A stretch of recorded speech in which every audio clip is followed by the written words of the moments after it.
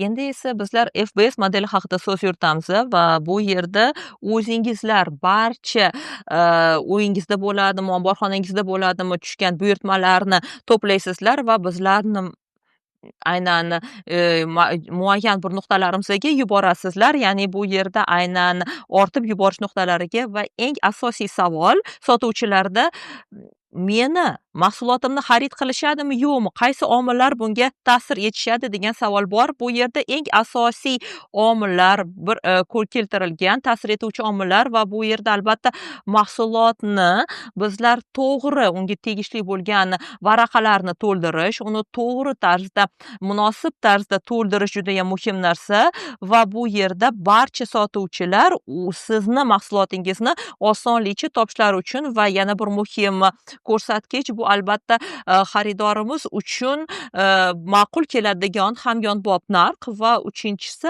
albatta FBS modeli doirasida juda ham bir muhim ahamiyatga ega bo'lgan ko'rsatkich buni yetkazib berish muddatlari. Bu yerda ko'rib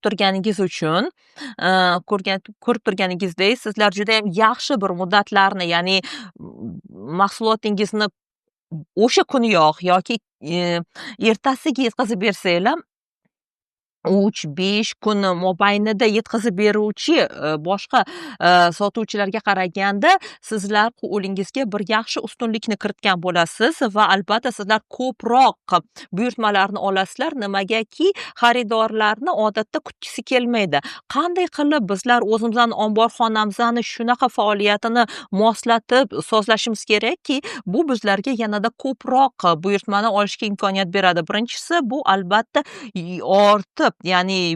ortib yuborish bo'yicha salohiyati. Albatta hamma sotuvchilar ham bir vaqtni o'zida barcha mahsulotni ortib yuborishga tayyor bo'lmaydi. Aynan shu bois amaliyot menejerlari bilan bu masalani muhokama qilishingiz kerak bo'ladi. Ya'ni qancha buyurtmalarni bular bir kun mobaynida hammasini ortib yuborishga tayyorligini, ya'ni bir xillarda 10 ta yoki kamroq hatto sonini belgilashadi. Ya'ni bu degani ularni yangi xaridorlari 1 kun, 10 kun yoki 1 oy kutishga to'g'ri keladi va albatta xaridorlarga bu narsa yoqmaydi. Va yana bir muhim ko'rsatkich aynan o'sha buyurtma berilgan kuniyoq mahsulotni ortib yuborish. Buyurtma tushgan kunidan, mana misol sizlarga xaridor buyurtmani berdi.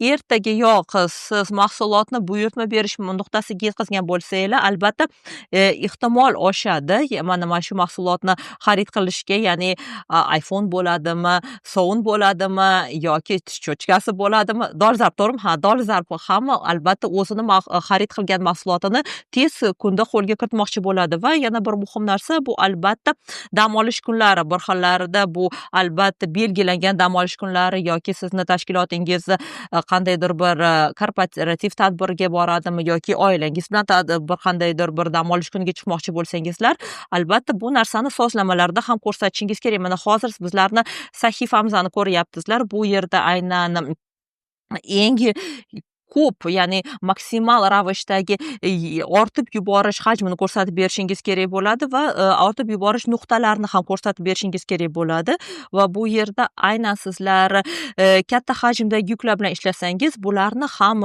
belgilashingiz mumkin bo'ladi va bundan tashqari qaysi kunlari siz, ya'ni o'sha kuniyoqmi, ertagami, boshqa kuniyoq ko'rsatib berishingiz kerak bo'ladi va bundan tashqari o'zingizda mana taqvim bo'ladi. Mana misol men 10-sanani tanlayman va bu degani siz 10-sanada siz ishlamaysiz degani va bu degani xaridor oldindan xabardor bo'ladi siz 10-sanasida oyni ishlamasligingiz haqida. Aynan shu bois mana shu sozlamalarga juda ham bir e'tiborli bo'lishingizni men iltimos qilib qolgandim.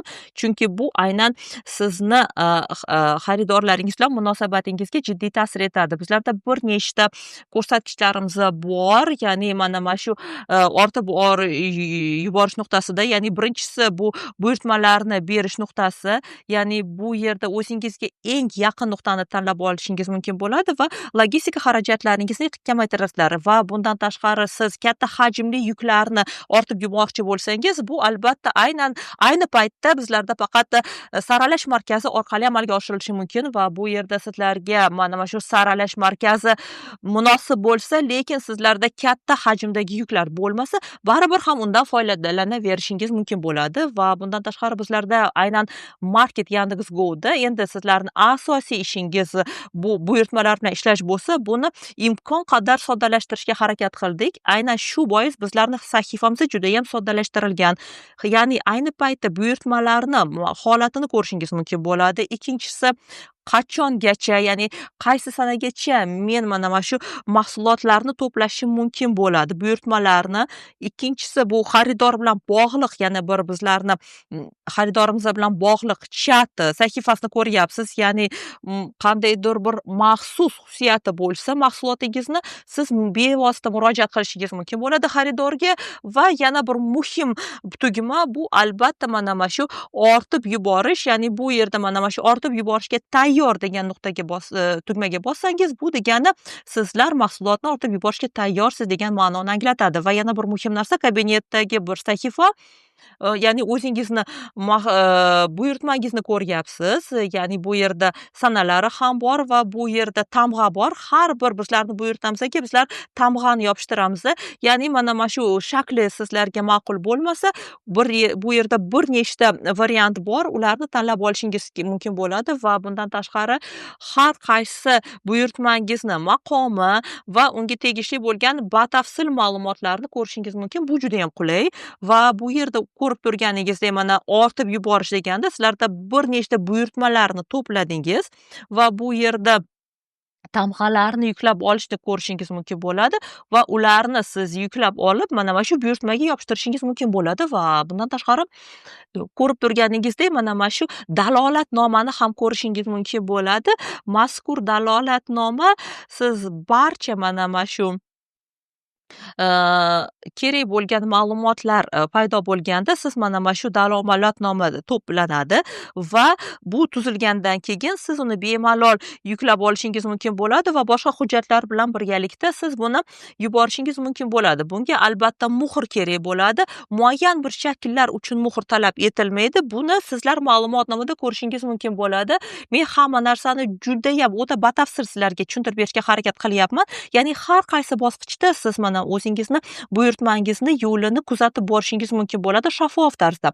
Va bundan tashqari yana bir muhim narsa, albatta bu o'zingiz ko'rib turganingizdek, hatto mana dalolatnomaga QR kod orqali kirishingiz mumkin bo'ladi ma'lumotnomaga, ya'ni qadoqlashga. Munosib tarzda mahsulot qadoqlanishi sizlarga yordam beradi mahsulotingiz bilan bog'liq yo'qotishlarni oldini olishga va bundan tashqari mana shu mahsulotni bizlar to'g'ri munosib tarzda qadoqlasangiz, albatta bu yerda havo kirmaydi va bundan tashqari bo'shliqlar ham paydo bo'lmaydi. Yana bir muhim narsa, bu tamg'alar bilan bog'liq, yorliqlar bilan bog'liq masalalar. Chunki bular bo'lmasa, buni sizlar bu narsani yopishtirmasangiz, albatta sizdan buyurtmani qabul qilishmaydi va yana bir muhim narsa, albatta bu mana markirovka qilish, ya'ni bu ham bizlar uchun muhim narsa. Sizlar mana shu markirovka kodini har qaysi mana shu buyurtmadagi mahsulotga bizlarga berishingizni iltimos qilib qolgan bo'lar edik. Yana bir muhim masala, bu yerda bizlar har qaysi bizlarni buyurtmamizni albatta boy bermaslikka harakat qilamiz. Bir ikkinchi tomondan esa men albatta o'tira olmayman. Har 5 daqiqa keldimi buyurtma yoki yo'qmi uni tekshirib o'tirishga. Aynan shu bois o'zingizni kabinetingizda kerak bo'lgan ma'lumotlarni bildirishnoma orqali olishingiz mumkin bo'ladi. Ya'ni birinchisi, bu eng ma'qul yo'li, eng qulay yo'li bu Telegram bot. Ya'ni bu yerga barcha muayyan bir ma'lumotlar, muhim ma'lumotlar keladi. Ya'ni yangi buyurtmalar haqida bo'ladimi yoki e'tiboringizni jalb qilish kerak bo'lgan bir ma'lumotlar bo'ladimi? Sizlarga Telegram botga bu ma'lumotlarni bizlar yuboramiz. Boshqa kanallarimizda ham mavjud, ulardan bemalol foydalanishingiz mumkin bo'ladi. Albatta bu narsa sizlarga sizlarga ma'qul kelsa.